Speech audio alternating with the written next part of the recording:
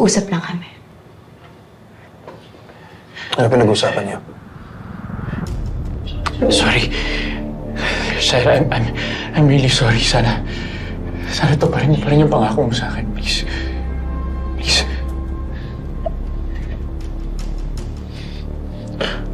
Anong pinangako mo sa gagong to, ha?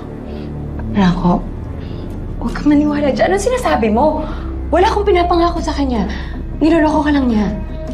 Shaira, aminin mo na sa kanya na ako pa rin ang hinahanap-hanap mo kahit kasama mo na siya. Ako yung mahal mo eh. Aminin mo na sa kanya.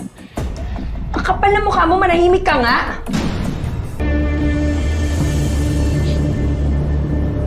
Tapos ng lahat ng ginawa ko para sa'yo, ito pa rin ang mahal mo? Franco, niloloko ka lang niya. Huwag ka maniwala sa kanya.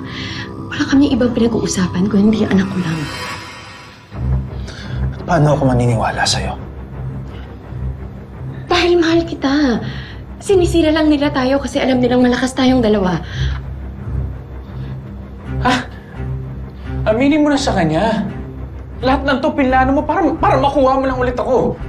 Di ba? Gusto mo mag-iisang buong pamilya tayo kasama yung anak natin? Aminin mo na. Sinungaling!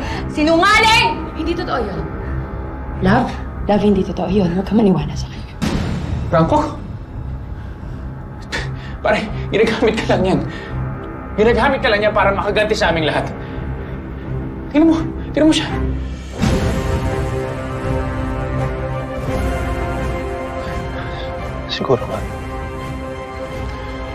Siguro nga na totoong ginagamit mo lang ako para sa pansarili mong interes. Franco, ano ba? Umayos ka nga. Mahal kita. Ikaw yung mahal ko. Ikaw lang. Hindi na si Jordan. Hindi! Ako tanga! At hindi rin ako ututo. Ginagawa ko tong lahat ng to para sa'yo dahil mahal kita. Pero hindi ibig sabihin nun na wala akong alam sa nakaraan mo. I did my research.